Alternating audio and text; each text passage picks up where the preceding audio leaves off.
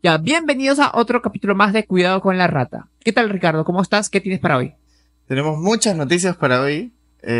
Tú has dicho que han descubierto nuevas galaxias Y nuevos perros. y nuevos perros. Y hablando de perros, había un escándalo internacional con Cipriani en el Vaticano.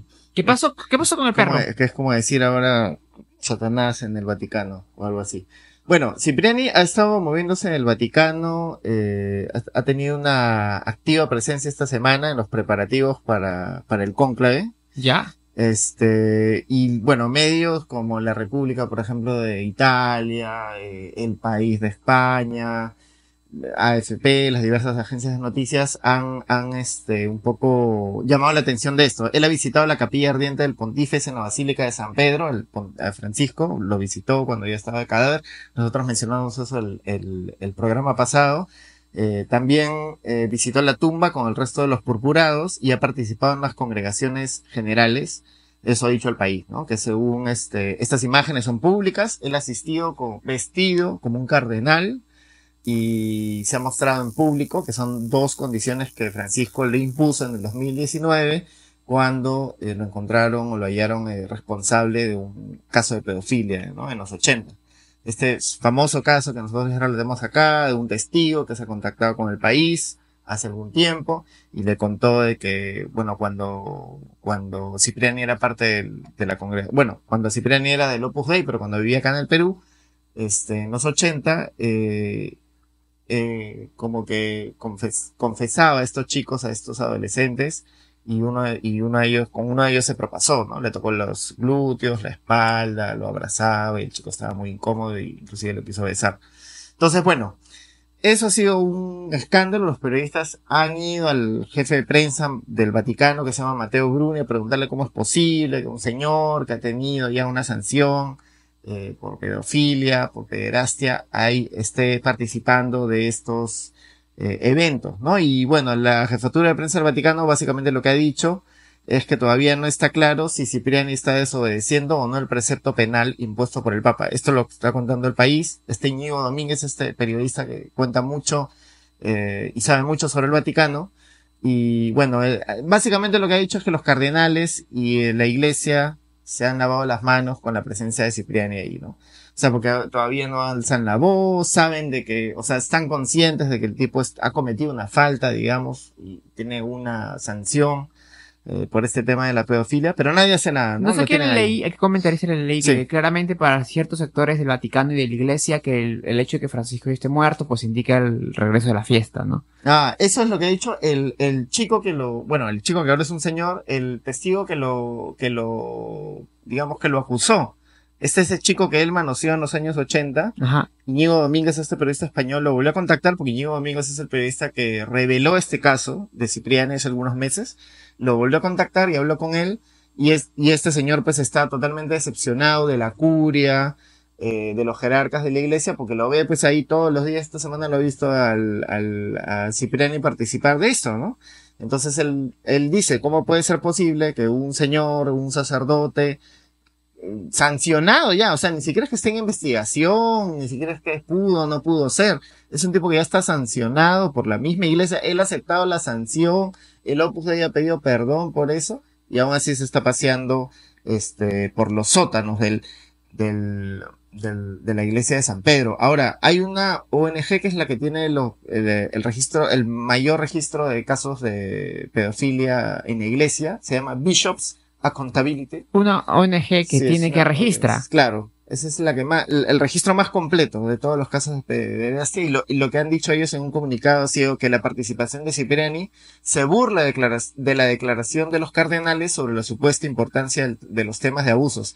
Recordemos que uno de los temas centrales que al parecer van a estar en el cónclave va a ser el tema de cómo se va a llevar el tema de los abusos, ¿no? O sea, el Papa que sea elegido ahora en estos próximos días va a tener la misión de o apoyar la impunidad de muchos de estos sacerdotes acusados de pederastia o continuar con la estela de Francisco y condenar e inclusive disolver asociaciones, congregaciones que hayan tenido casos Ahí, bueno, pero probados de ahí yo abuso. tengo una descripción. Ya, ok, sí, muchos, critican Sí, a la Iglesia Católica y alaban a Francisco Francisco como si hubiera Corazón. sido un revolucionario en la Iglesia Católica, pero El también Che es Francisco. cierto que quitar a un acusado de abuso como Cipriani y darle cabida en otro país, ¿no es un poco también se medio el cahuete? Sí, Digo, un poco, entonces también, y es lo mismo que hizo con Figari, ¿no? A Figari lo confinó a una especie de aislamiento en el Vaticano cuando es un tipo que claramente ha cometido delitos y debería estar en el Perú respondiendo por esos delitos, ¿no? Que son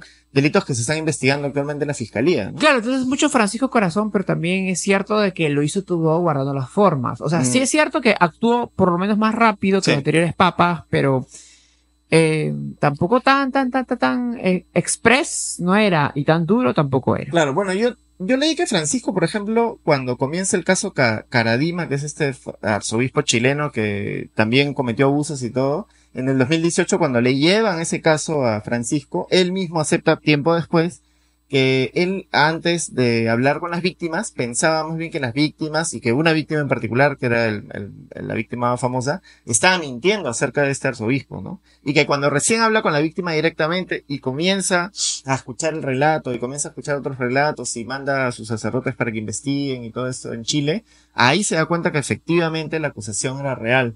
Entonces eso nos habla pues de un papa que sí en un primer momento, no sé si era ingenuo, no sé si era porque eran sus amigos o porque eran de su misma, de la misma curia, eran sacerdotes, pero nos habla pues de un papa que primero veía estas acusaciones, pero muy probablemente estos temas como algo, como un intento de daño a la iglesia, a la imagen de la iglesia, ¿no? Y que luego ya como papa, cuando ya tiene, digamos, la información de primera mano, una información más directa, ahí recién se da cuenta, uy, lo que está pasando acá es un poco más grave de lo que yo pensaba, ¿no?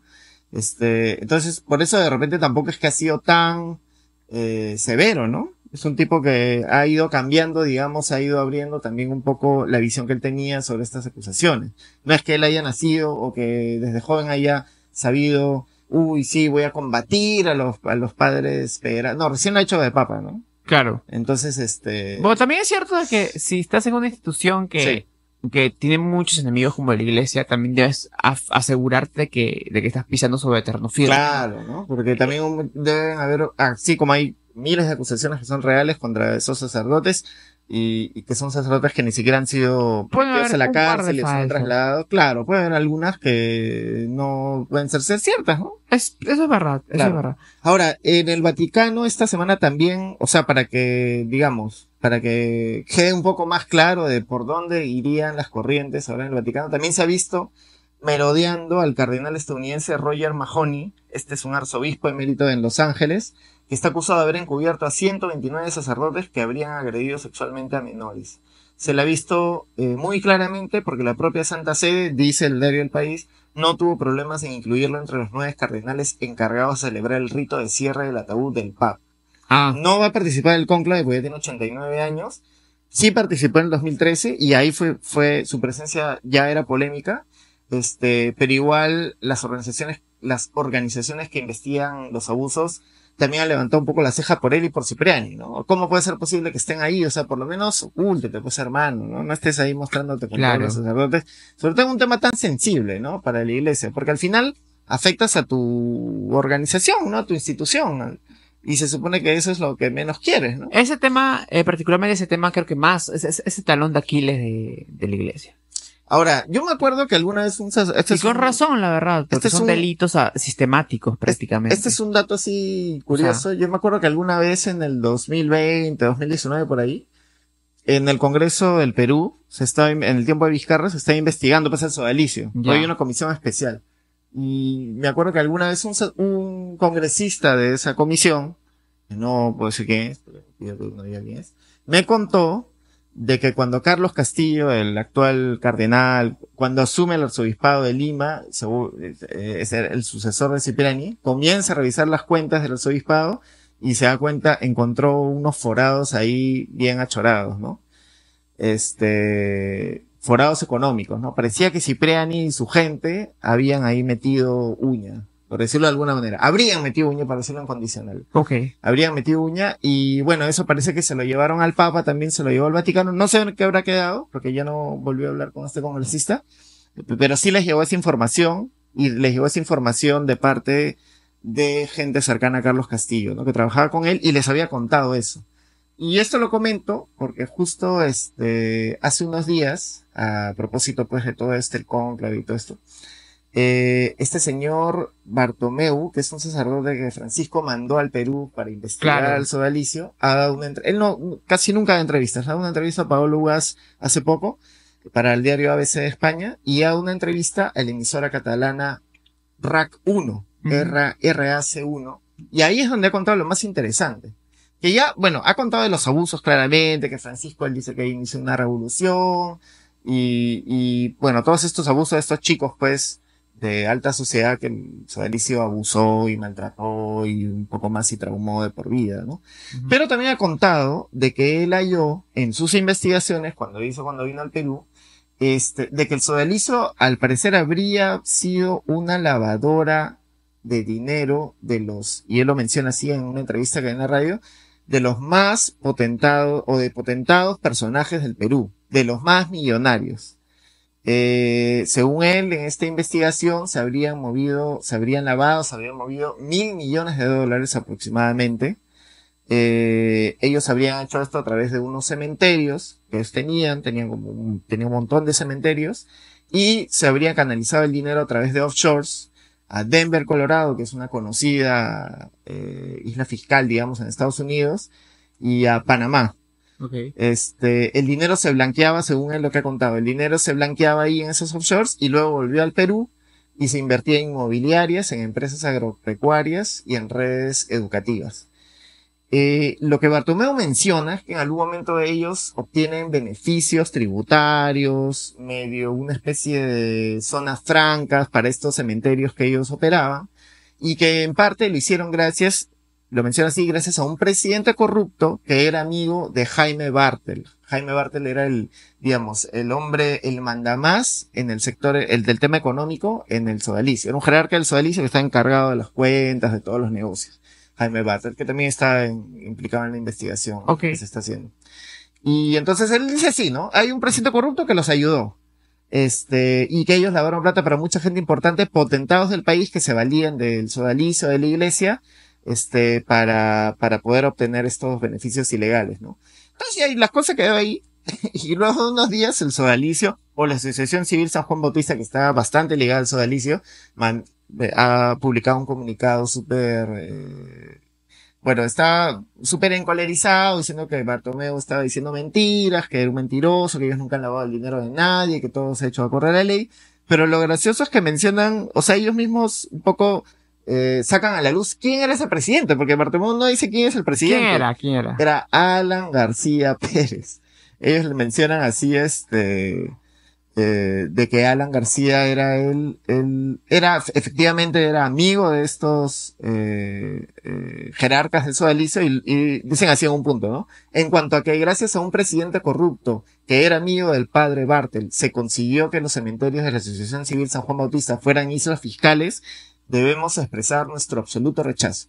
No solo por difamar al expresidente Alan García Pérez, al que califica directamente de corrupto, sino porque está muerto y no puede defenderse, además de nunca haber sido condenado por actos de corrupción, ni que sea cierto el que haya dado legislación a beneficiados de alguna forma a los cementerios para que funcionen como islas fiscales. Ellos solitos se echaron a Alan García. Justo eso te iba a preguntar, pensé que estabas leyendo lo de Bartomeu, pero eran ellos. No, ellos son los claro, que, porque Bartomeu se cuida y él dice sí, era mismo un presidente corrupto, pero no menciona quién es el presidente corrupto, parece que no se quiere meter en problemas, y ellos solitos dicen, ay, pero ¿cómo es posible que haya insultado a Alan García?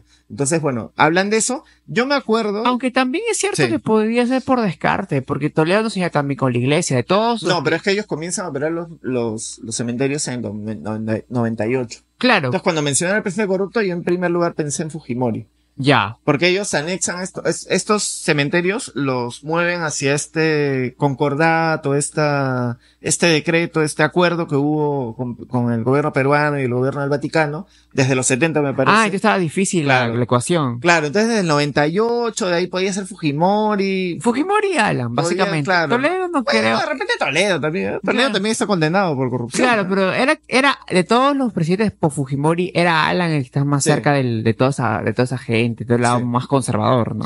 Ahora, yo me acuerdo, hablando de potentados del país que han estado cercanos al sodalicio, de que el año pasado, el Foco reveló de que varios de estos cementerios, la Asociación Civil San Juan Bautista, que es ligada al sodalicio, los había trasladado a una empresa llamada Acre Sociedad Titulizadora Ok. en el 2020.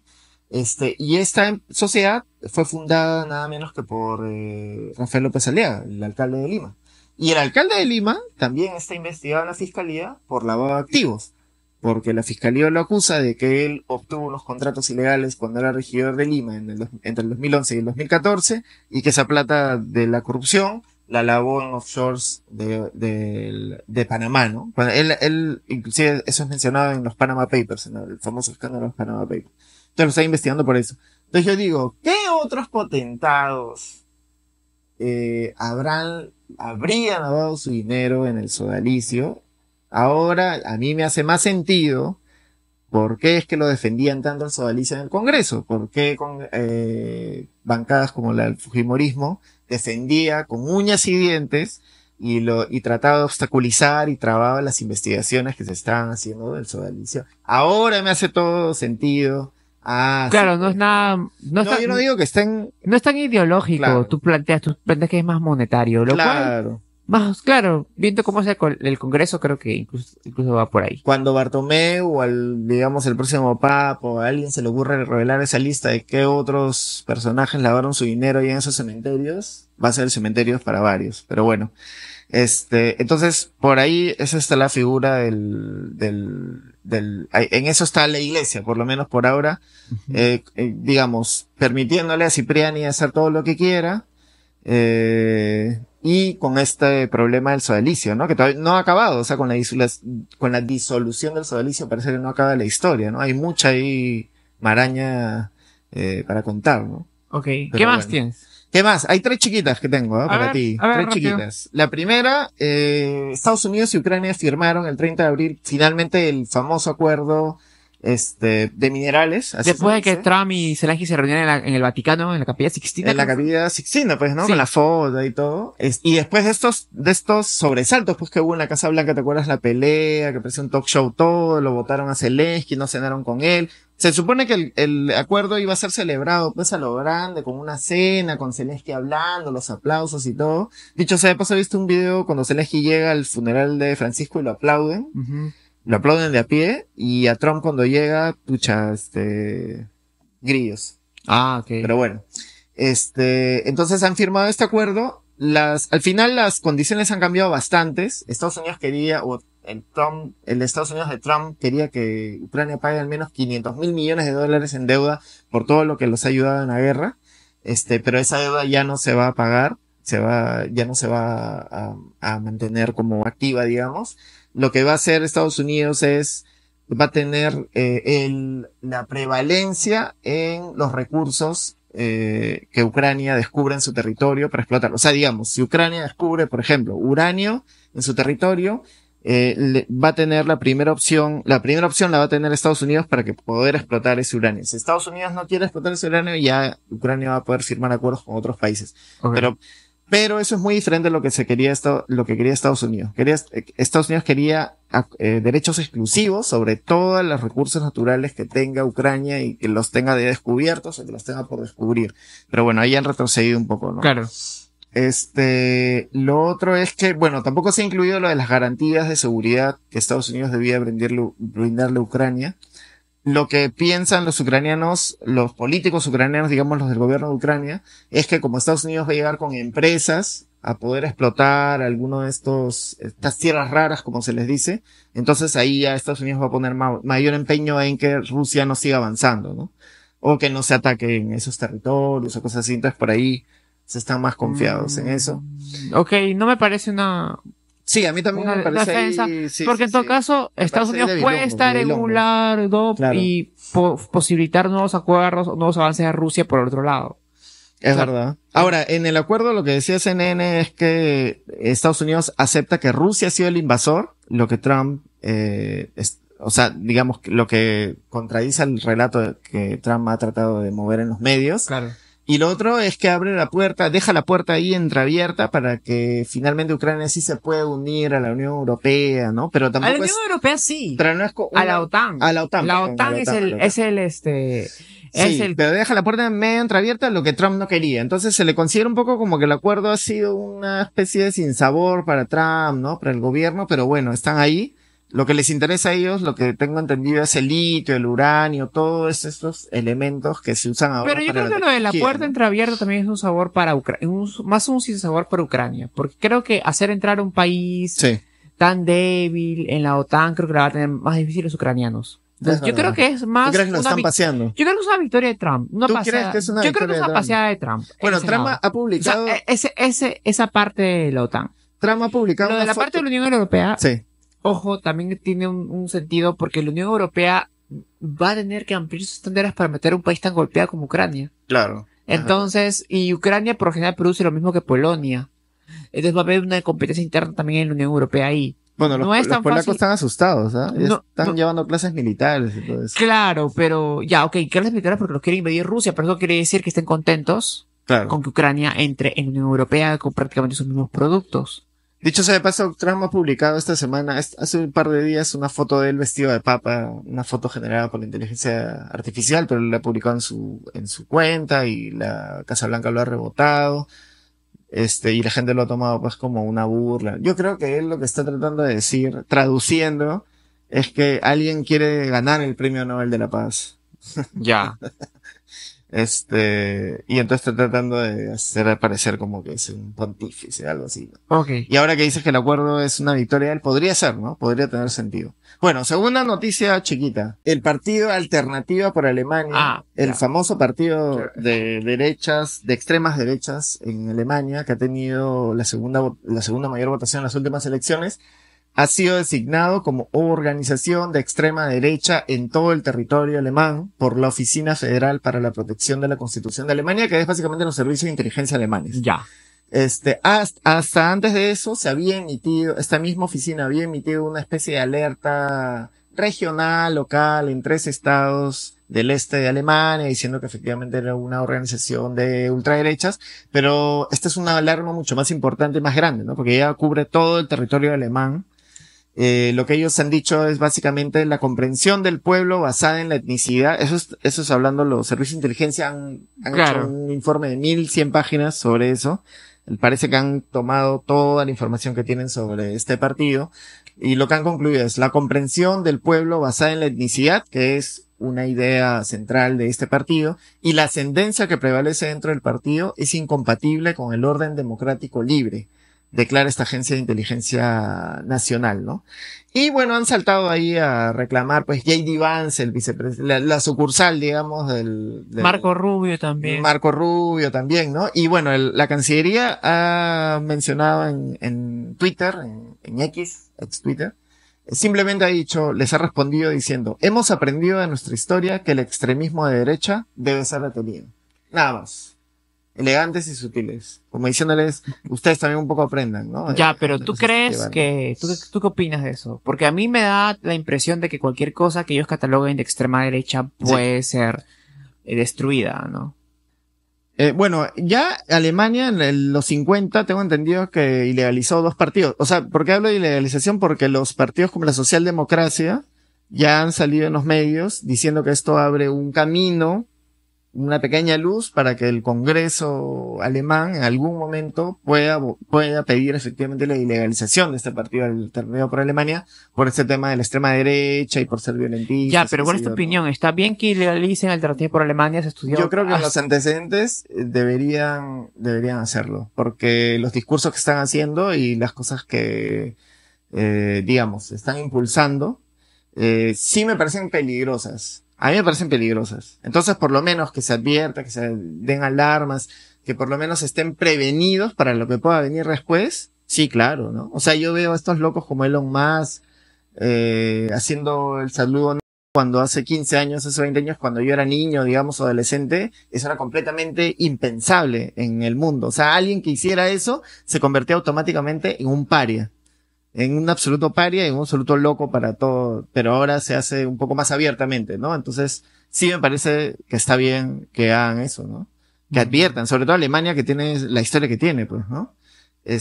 Y que sea un ejemplo para todos los demás países, ¿no? De lo que está pasando en los demás países, porque no solo Alemania es donde la extrema derecha está ganando, ¿no? En Claro, Grecia, pero en Rumanía han otros... quitado prácticamente un candidato. Es verdad, es verdad. Pues, Pero ¿cuál en es, Rumanía creo que es un problema un poco más el espionaje ruso? de espionaje ruso, más por Pero, ahí, ¿no? No es claro, tanto de ultra derecha medio, para que no te... taxi. Ya bueno, no es ultraderecha, o sea, de hecho, digamos, para enfocados En los taxis. en los taxis, en los seguidores del señor del bigote, sino más que todo por el tema ruso, ¿no? Que Claro. ese ya es otro tema, pues, ¿no? Ahí Rusia no se mete en selecciones. Yo más bien la otra vez pensando, porque Jaime Bailey ha vuelto a hablar de Trump y ha dicho de que Trump le debe a Putin y por eso cede mucho ante Putin, le debe a Putin estos videos que aparentemente a Trump le han grabado en... Ya, tercera noticia chiquita. El Faro, que es un medio bastante importante de El Salvador, es bastante conocido, es como el IDL de El Salvador, algo así. Ajá. Ha entrevistado a dos pandilleros, Ok. uno de la Mara Salvatrucha y el otro de Barrio 18, que son las dos pandillas más poderosas de El Salvador. Ya. Y estos han confirmado de que desde el 2014 hasta el 2022 hicieron acuerdos con Bukele para ayudarlo a ganar las elecciones y para controlar, bueno, su gente, ¿no? Para apoyarlo. Uno de los pandilleros se llama Carlos Cartagena, alias Charlie de la IBU, de la Mara Barrio 18 Revolucionarios. Lo entrevistaron el portal El Foco, no, El Faro. Ya. El Faro dice, según Cartagena, los acuerdos con el entorno del actual presidente de El Salvador se iniciaron en el 2014 cuando Bukele se presentaba como candidato a la alcaldía de la capital San Salvador. Los contactos tuvieron lugar durante años y según Cartagena, algunos de los líderes pandilleros llegaron incluso a escapar del país con la complicidad de estas altas esferas. Cartagena es uno de los que escapó. Cartagena está fuera de El Salvador, no ha revelado dónde está. Hay otro que le decían el Crook, que también es un conocido eh, pandillero. Este era uno de los jefes de la Mara Salvatrucha, Elmer González Rivero, alias Crook. Crook es corrupto en inglés, alias Crook. Él fue liberado por funcionarios de El Salvador y lo capturó otra vez el FBI en México y lo llevaron a una cárcel de Nueva York, donde ahorita se están investigando las negociaciones del gobierno de Bukele con las pandillas, ¿no? Pero mencionan ahí en estos portales, pero a diferencia de Crook, Charlie no está detenido. Charlie es el que ha dado la entrevista. Pese a su profuso prontuario que siguió engrosando años después de aquella aparición, él apareció en un documental como uno de los jefes de la pandilla, ¿no? Entonces ahora da una entrevista que ha confirmado estos acuerdos y él lo que dice, y hay un segundo pandillero que también entrevistaron los del Faro, él no ha dado su nombre, pero él menciona que también es del barrio 18 y él asegura que pandilleros amenazaron a las familias en los barrios que controlaban para que votaran por Bukele.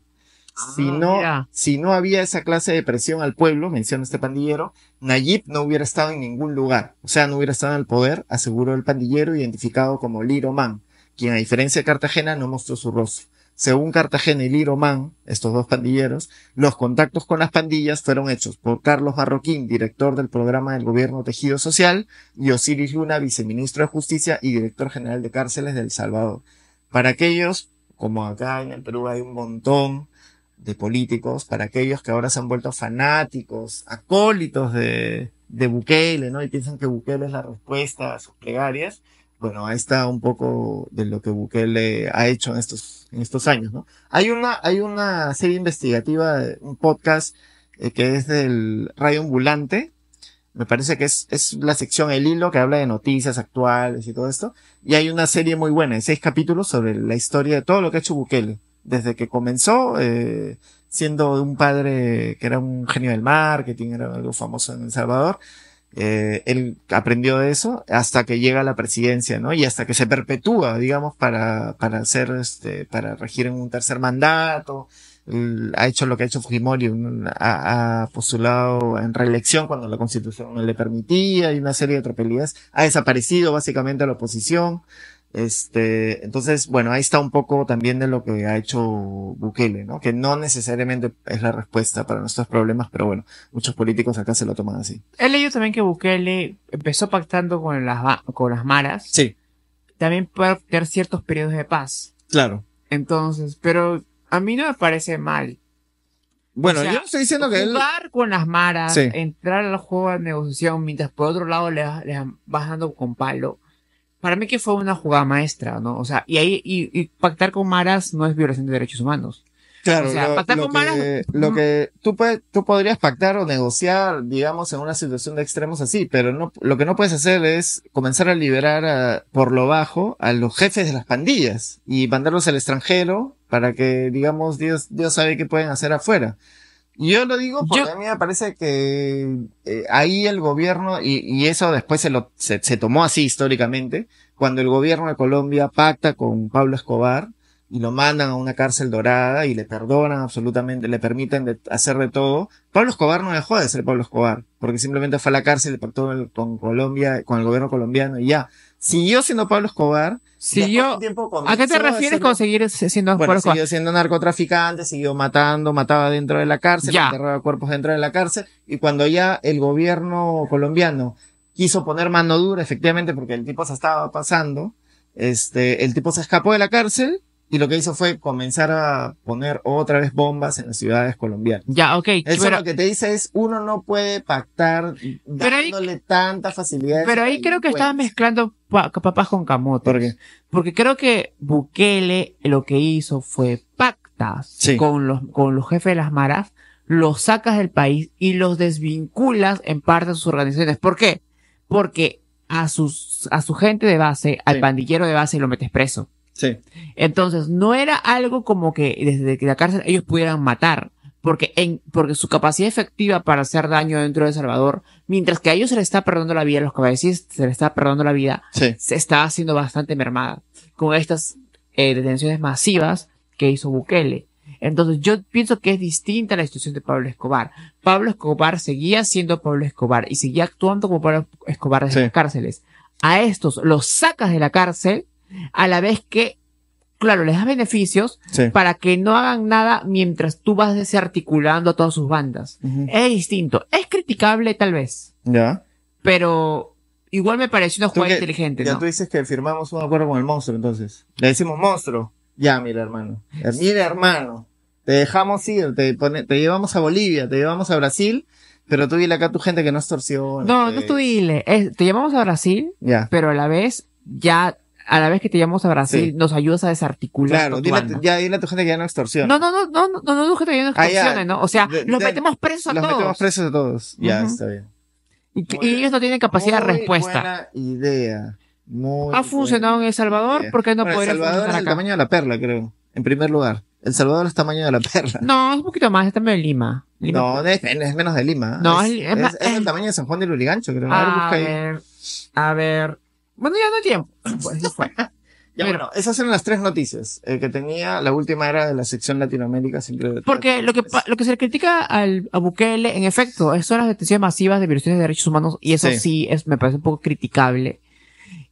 Pero pactar con pandilleros, creo que todo lo que se le acusa es lo menos malo. Pues no, tampoco nos vamos a desgarrar las vestiduras por algo que algo tenía que hacer. Algo tenía que mover los hilos para darse tiempo él mismo mientras actúa contra las maras, ¿no? Bueno, entonces las próximas elecciones, cuando el monstruo y todos los que están acá, el jorobado y todos los que operan acá en Lima, amenacen a los pueblos, a asentamientos humanos para que voten por uno u otro candidato, ya sabemos que para Fernández está bien. Claro. Muy bien, Fernández. Sí.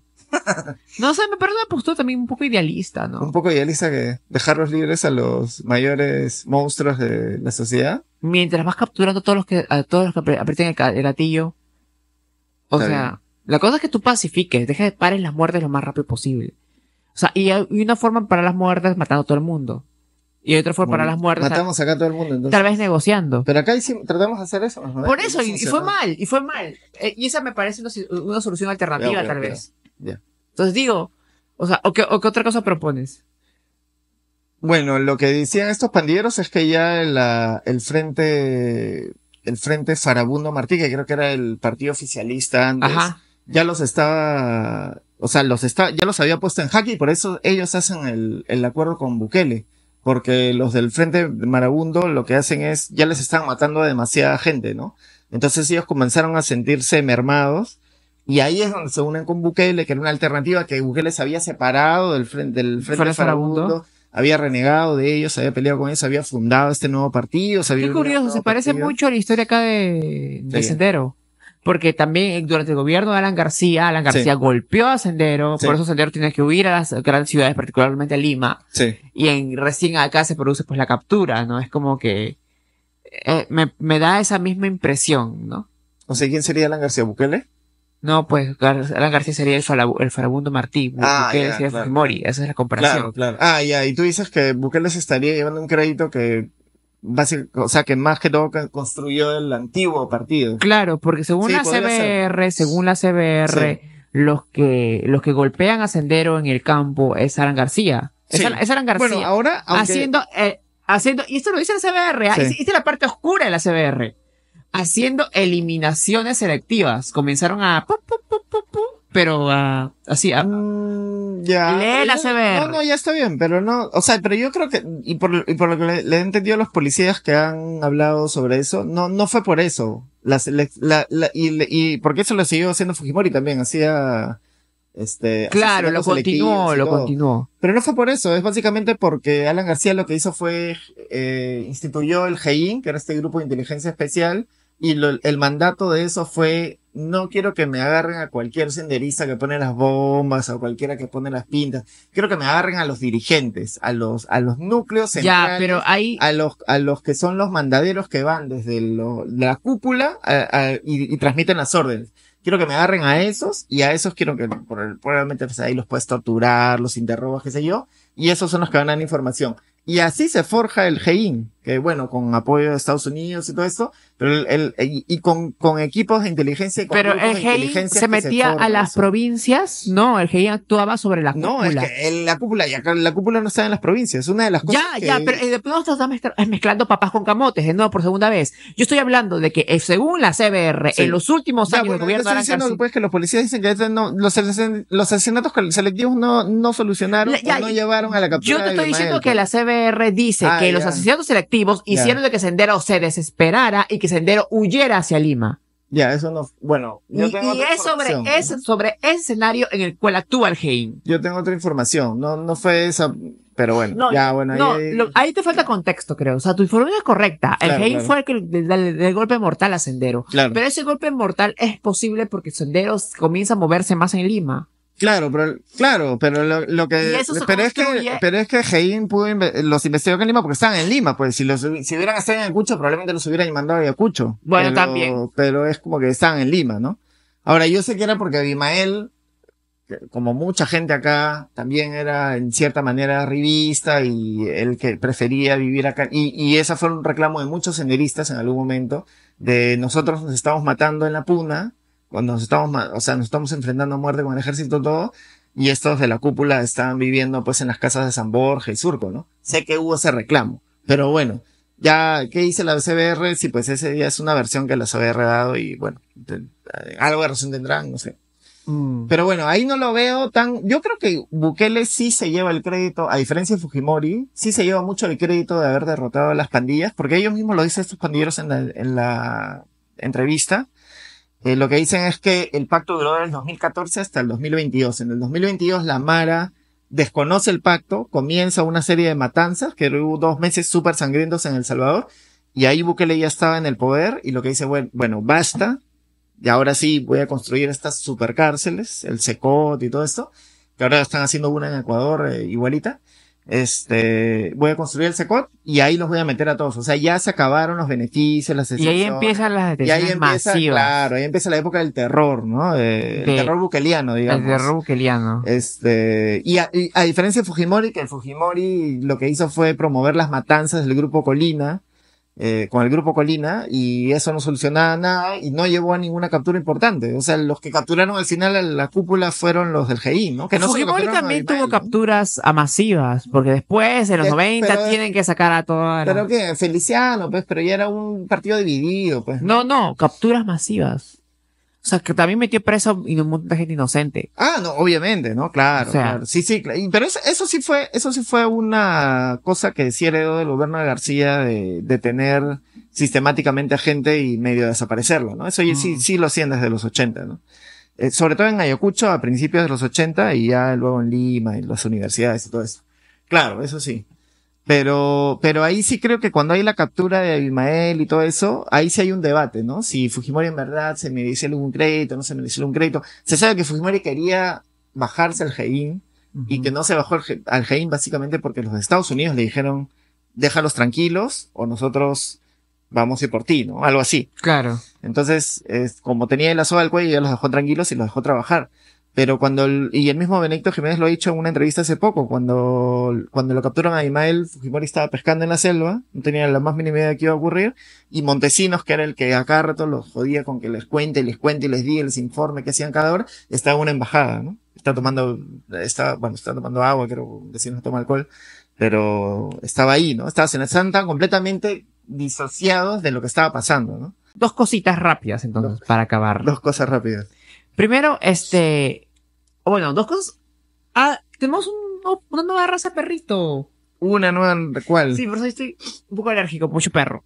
Lo que pasa es que un grupo de científicos estudiaron las momias de unos perros prehispánicos. Vaya, unas Sí, momias de perros. entonces, ¿por qué? Porque en la región sur, Arequipa, Tacna, Moquegua, han encontrado desde el 98 hasta el 2006, mejor antes de hablar perradas, me leo, desde el 96 al 2003 se han encontrado 43 momias de perros. Hasta ahí. Entonces, los científicos agarraron y tomaron las muestras de estas momias y definieron que estos perros tenían algo conocido como un haplogrupo, por así decirlo. O sea, es decir, características que se transmitían en conjunto. Ya. O sea, no es que... Tenían todas cosas en común, digamos. Claro, y no son Ya. cosas en común, cosas que se heredaban en común y en ya. bloque. Eso que nos da una raza. Claro. Una raza de perro, como los cocker, como los pequineses, todo. ¿Cómo se llamaban estas razas de perros? El pastor chiribaya. Y era un Pastor perro con chiribaya. pelo y con manchitas marrones. Que imagino que digamos, vivía en las alturas. Por eso tenía no, pelo y vivía todo. también en Ah, ya, la ya. parte baja, Ya, también ok. tenía pelo y era pastor porque le gustaba pastar a los camellos. Estamos hablando de la época prehispánica. Claro. O sea, no solo había el perro sin pelo que estaba en la parte norte, también tenemos este perrito en la parte sur. Ambas cosas mezcladas. O sea, ¿Hay actuales perros chiribaya o es una raza y que ahí se va extinguió? aquí del asunto. Descubren esa raza antigua de perro, Sí. momificada, y se comienzan a dar cuenta, viendo los perritos chuscos de la zona, que todos tienen estas mismas características en bloque. Entonces se dan cuenta ahí de que ya no es una raza antigua, en momificada, sino que una raza que había quedado mezcladita Claro, con otros. con otros. Entonces, la American no sé qué Association, ahorita lo digo bien, un minuto. Acá está. American Dog Association. Sí, la American Dog Association, una asociación de razas, o sea, que se dedica a estudiar las razas de perro. Sí. La Federación Canina Americana, por fin lo encontré. La Federación Canina Americana reconoce a la raza del pastor chirigaya, y no solo eso, uno. Y dos, dicen de que la pueden resucitar. O sea, le reconocen ¿Qué? como raza. Sí, Son como Jesucristo. cada día, este programa llevamos resucitando varios animales. Y esta resucitación es más fácil, ¿ah? Yeah. Qué miedo. Porque- Son como Imhotep. Mira, ya vamos resucitando ¿qué cosa resucitamos la vez pasada? Ah. ¿El lobo? ¿Algo? Al lobo blanco, El lobo ya. blanco. Ahora dicen que pueden resucitar al perro pastor chiribaya de tiempos prehispánicos, porque Ya, los ya. que quedan aquí son mezcladitos. Son mezclados. Son mezcladitos. ¿Cómo lo Ah, van a ya, hacer? pero pueden hacer un original. Sí, van a buscar perritos que no sean familia, Ya. pero que tengan estas características que se transmiten en bloque y van a hacer que se junten, que hagan Ya. chuculún y que tengan perritos Más puros. más puros. En 2 años dicen que ya podemos tener perros pastores chiribaya como en tiempos prehispánicos. Pregunta, ¿estos perros que han sido encontrados momificados eran perros momificados en tumbas de gobernantes, de gente importante, o eran perros, digamos, de la plebe? Muy buena pregunta, me agarraste. No se sabe. Lo que se sabe es Ya. que por lo que se ve es que la gente Sí. les tenía altas estimas a estos perros No, porque sus eran perrijos. pastores. Eran sus perrijos. Eran sus perrijos. Sus perrijos pastores. Y eran sus perrijos pastores. Y como en la región sur, Sí. sobre todo, el ganado de camelios era muy importante, pues Claro. se les rendía culto, no culto, sino se les rendía homenaje cuando morían momificándolos y Ya, claro. enterrándolos en estas tumbas. A diferencia de el norte, porque en el norte, cuando entierran perros, sí está relacionado con el humano, porque en el norte los entierran como ofrenda. Ya. Mientras Ya, que ok. estos, por lo que leí, los entierran como una forma de respeto por su labor en la sociedad. Ahora, digamos, estos perros momificados han sido deliberadamente momificados. O sea, ¿fueron deliberadamente momificados o en algún momento pueden ser modificados por la cosa Por del la suelo? aridez, cosas así? claro. También. También ambas cosas. Ah, en ya, verdad. ok. Y otra cosa más es que también se ha visto en estos perritos que quedan, que es que tienen la forma de actuar de un perro pastor. ¿Tú crees que Ulises sea parte, tenga ¿Dónde está Ulises, por ancestros pastores? Está durmiendo. ¿Sí? Sí. Él es como un Garfield de perro.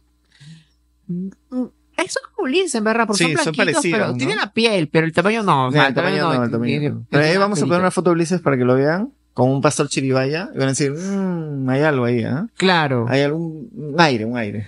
Y eso también me llama la atención porque normalmente la cultura chiribaya, que no parece haber sido un estado, parece haber sido un conjunto de curacás, cosas Sí. así, se está poniendo de nuevo sobre el tapete. Ahora, ustedes dirán, Chiribaya, ¿de qué tiempo estamos hablando? Estamos hablando del intermedio tardío, justo antes de la llegada de los incas. Ya.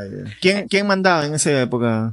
¿Quién era la cultura cool de esa época? Claro, estamos hablando contemporáneamente con los chimú, los chimú, en parte los lambayeque, Ya. esos dos básicamente, ¿no? Y en el lago Titicaca están los lupaca, los collas y los huancas en la parte central. Y bueno, Pachacamac en la parte de Lima, Pachacamac en la parte de Lima. Aunque los arqueólogos dicen de que también estaban ya los incas creciendo. Hay toda una serie de estudios Claro, que indican de que desde los textos parece indicarse como una expansión explosiva del imperio inca. Sí. En verdad no fue tan Big Bang, ahorita voy a hablar de Big Bang, sino más bien fue como un estado Sí. que ya estaba creándose dentro del valle del Vilcanota y del valle de Guataná y de todos los valles del Cusco, y que ya tenía cierta estabilidad, a diferencia del resto del Perú, que salvo la zona Chimú, era un arroz con mango y un todos contra todos. Lo que sí se sabe de esa época, en general, es que los reinos, los jefaturas, curacazgos, Sí. estaban trepando los cerros para crear cosas, ciudades y centros poblados, medios fortificados en los cerros. Eso nos quiere decir de que en varias culturas había un estado de confrontación. Que también nos habla el manuscrito de Guarochirí, porque los yauyos se pelean con los de abajo. Claro. Es toda una serie de confrontación que curiosamente no estaba en el Cusco. En el Cusco parece que en ese tiempo reina la paz, y tampoco estaba en la zona Chimú, que son los dos grandes imperios. Y Cusco en estado germinal, todavía no estamos hablando del imperio expansivo. ¿Cusco era la Atenas del Perú? Creo que es a mí, bueno, yo sé que mucha gente usa este término un poco como Los huancas eran los la Atenas del Perú, espartanos del claro, Perú. o sea, es como que, pero me rechina un poco. Primero porque ya debemos quitarnos ese temita eurocéntrico de andar comparando todo con Europa. Es verdad. Pero igual yo sé que para gente que tampoco, o sea, Los incas eran los persas del Perú, entonces. también me llega esas conversaciones. O sea, es como que estamos tan pendientes de Europa y sus alrededores, Es verdad. que es como que no podemos salir de eso, pero también entiendo que la gente que no sabe mucha historia, pues va a atarlo con eso. Yo no sé mucha historia. por Claro, eso definitivamente, ¿no?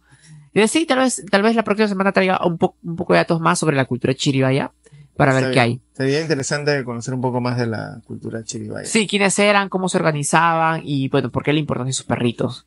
¡Perritos! Los perritos siempre venden, ¿ah? En cualquier contexto, yo creo que esos arqueólogos vieron y dijeron, acá nos sacamos la lotería. No, sí, imagínate, de acá a 2 años, pero como sea, ¿cuántos van a querer tener un perro chiribaya? ¿De aquí a cuántos años, cuántas porque razas son de perros bonitos, habrán Son descubierto? bonitos, eran bonitos, Sí, eran bien verdad. bonitos.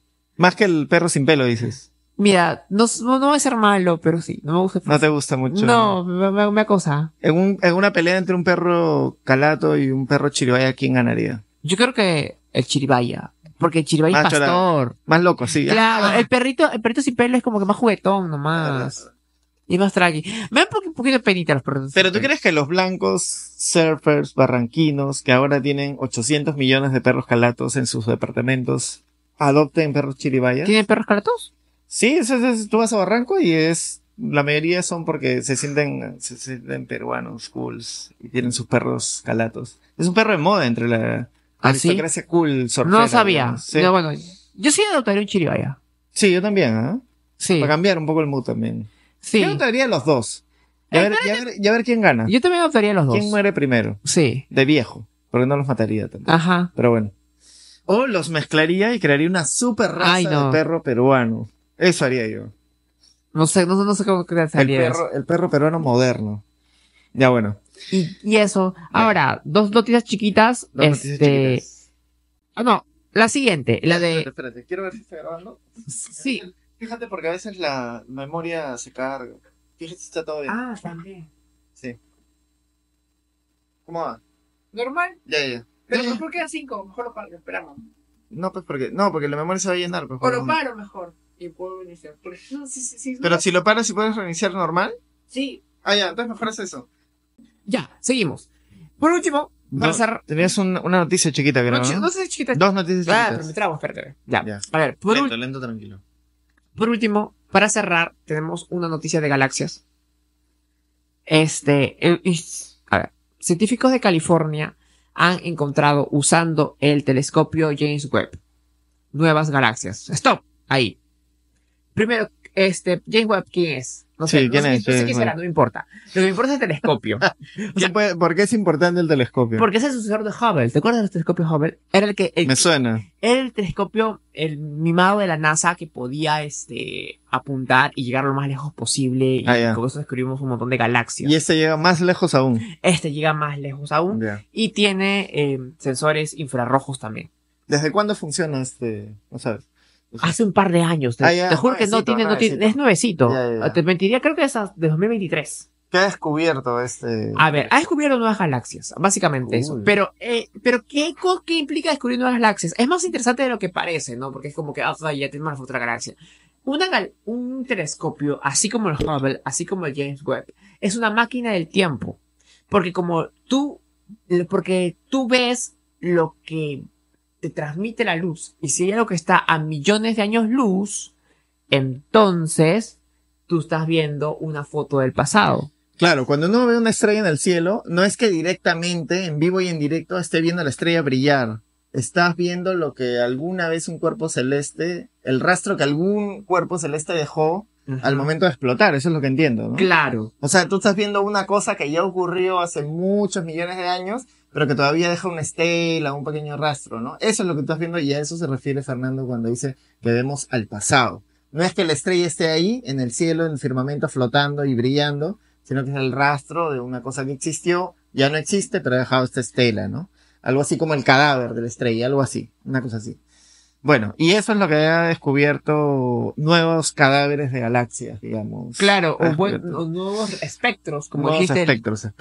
de galaxias. Efectivamente. Esos espectros están a 13.000 millones de años luz. ¿Alguno de esos espectros tiene vida? Muy probablemente, no sé. Okay. Es que no se sabe. Y ese es el drama. A ver, un espectro que es a 13.000 millones de años luz ha demorado 13.000 millones de años en llegar hasta ti. Sí, claro. Hasta ahí todo genial. Ya. Se ha detectado una galaxia con un nombre muy complejo que tiene que es 290 millones de años después del Big Bang. Ya. Esto hace de que esta galaxia sea antiquísima, Claro. pero es nueva con respecto al Big Bang. Es decir, estamos viendo cada vez galaxias más cercanas al inicio del universo. Ahí va el punto. Ya. Entonces, los científicos, cuando hacían sus cálculos y no se tenía acceso a esta información, habían creado un modelo, una línea de tiempo en la cual ellos todavía, para 290 millones de años después del Big Bang, no tenían planeado que haya galaxias. Ya. En su modelo hasta ahora establecido, para 290 millones de años después del Big Bang, no tenían planeado o galaxias tan complejas como las que han encontrado. Y ¿Eso quiere decir que el Big Bang es más antiguo de lo que pensábamos? opción 1, opción 2 es que las galaxias se desarrollan mucho más rápido. Y es que ellos tienen que afinar ahora toda la cronología que están poniendo. Esa es la importancia de las nuevas fotos de James Webb. Como los adolescentes de ahora, que se desarrollan más rápido porque comen más. Que hay diferencia de los adolescentes de los 90. Es verdad. Entonces, eso es. Y tal vez nos estamos acercando a un agujero negro. Por eso todo el mundo está envejeciendo más rápido ahora. Yo pensé que el maldito telescopio había descubierto que nos estábamos acercando a un agujero negro. No. Ya. Y eso sí me daría miedo. Claro. Yeah. Y eso es, ¿no? Ahora, la etapa en la cual se encuentra esta galaxia, es decir, hasta dónde nos ha llevado la máquina del tiempo, es una fase en la cual se produce, le llaman la reionización, que es cuando se comienzan a surgir las primeras estrellas y las primeras galaxias y comienzan a romper átomos de hidrógeno y otra cosa más que no me lo aprendí. Pero, átomos de hidrógeno. Sí. Y ahí, ¿por qué? Porque hasta ese momento, la galaxia, primero, cuando se produce el Big Bang, según ellos, es que se produce el Big Bang, hay una gran explosión, están los neutrones, protones y todo, todos flotando, y los fotones no pueden viajar porque se interrumpen por las partículas. Por tanto, el universo era opaco. Después se asientan estas partículas, se unen en átomos de hidrógeno, se juntan los neutrones y los fotones pueden viajar. Por tanto, hay luz, pero hay como una luz medio dispersa. Así lo llaman. Es verdad. Y los rastros de esta luz dicen que han quedado en una especie de ondas microondas, algo así, como que ellos lo llaman como que modelo cósmico de microondas y lo pueden captar, dice que queda como un eco de esta luz general que hubo en esa segunda fase. ¿Y tú crees que en esas partes se escuche la voz de Yola Polastri diciendo eco? Muy probablemente. Qué paja. Muy probablemente Yola Polastri estuvo ahí. Muy probablemente Yola Polastri está ahí ahora, ya que ha muerto. Sí. Y la han mandado allá. Muy bien, muy bien. Y de ahí vino la fase de reionización, en la cual comienzan a surgir las primeras estrellas y ya comienza a haber más luz. Sí. Porque ¿qué pasa con esa luz? Esa luz que decae y porque no habían verdaderos focos, pues, del universo. Y ahí comienzan a surgir después las primeras estrellas. Esa es en esa tercera fase en donde supuestamente se encuentra la galaxia recién descubierta por el James Webb. Pero les ha alterado un poco que sea tan compleja. Ellos esperarán encontrar una galaxia mucho más primitiva. No. Y todo esto que cuenta Fernando, según la Biblia, duró 7 días y según la ciencia duró 290 años. Sí. ¿Quién tendrá la razón? Nadie lo sabe. No, nadie lo sabe. Nadie lo sabe. Acá estamos simplemente prestando la información. No nos posicionamos con nada. Listo. No, podemos al mismo nivel la Biblia somos realmente objetivos. Ajá. Pudo durar 7 días como pudo durar 290 años. Ajá. Nadie lo sabrá jamás. Somos neutrales. Listo. Ok.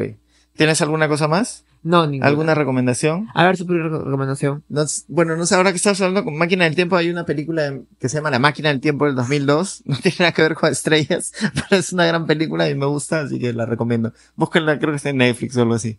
Pero es bacán, es una película que, digamos, los viajes en el tiempo son súper explayados, o sea, el tipo viaja durante 30.000 años, una cosa así, ¿no? Ya bueno, es interesante, búsquenla. Y hablando de los chiribaya, yo quería recomendar un libro muy interesante que estoy leyendo por partes, y ahorita van a explicar por qué, por partes. Dilo.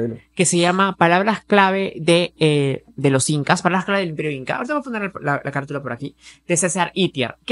Este libro es muy importante porque comienza a analizar palabras como, por ejemplo, Inca, o como, por ejemplo, Mita, sobre determinados puntos del Imperio Inca, y lo hace a través de cómo ha ido variando la palabra a través del tiempo. Entonces, es bastante importante porque también a través de las palabras se puede ir armando la historia, que es precisamente lo que hacen los lingüistas. Y es muy interesante. Ok, lean, pues traten de buscar ese libro también. Fernando siempre lee buenos libros e interesantes, así que yo lo escucharía. Yo les recomiendo ese. Ok. Listo, nos vemos la próxima semana. No se olviden, hemos subido en la cuenta una entrevista a un conocedor de los cómics Ah, sí. y ex luchador libre también. Lo entrevistó Fernando la semana pasada con Miguel y la conversa estaba súper interesante. El tipo realmente sabía mucho de cómics. Hicieron con Fernando un canon inclusive de los cómics peruanos y todo esto, así que yo aprendí mucho con Yo esa tengo que añadir entrevista. algo Dímelo. después de esa entrevista, que yo también entrevisté a Gerardo, de Dos Viejos Kiosqueros, Gerardo se llamaba así. prácticamente sin saber nada de cómics. Sí. Como verán en esa entrevista, lo único que sé yo fue sobre Capitán Leo. Capitán Leo. Nada más. Yeah. Pero creo que sí me ayudó bastante dando un pantallazo general de la evolución del cómic en el Perú, básicamente en el siglo XX. Sí. Entonces, si tú no sabes nada de cómics, no te asustes, metes esa entrevista, porque básicamente la llevé por el lado histórico. Okay, Esa es tu yo no entrevista. sé nada. Claro, esa es la parte mía, viene la parte de Miguel de la parte de, Sí. la parte de lucha libre. Y es como que yo le digo, yo no sabía nada, explícame, guíame, creamos un canon. Así que si no sabes nada, no te preocupes, métete y tal vez ahí te dan ganas de ver nuevos cómics. Okay. Antiguos cómics, porque están supuestamente los antiguos, pero los mejores del siglo XX. Y suscríbanse por favor porque necesitamos dinero. Sí, suscríbete. Ok, Chao, listo, chao. nos vemos. Chao, chao.